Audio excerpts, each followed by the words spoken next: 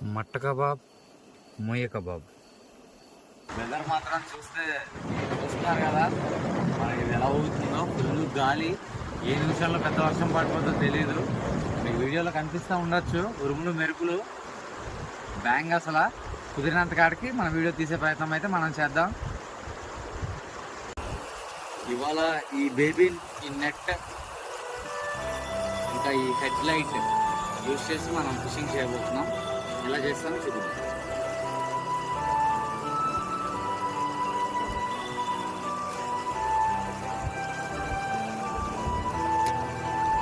Okay, equipment అయితే ready అయిపోయింది.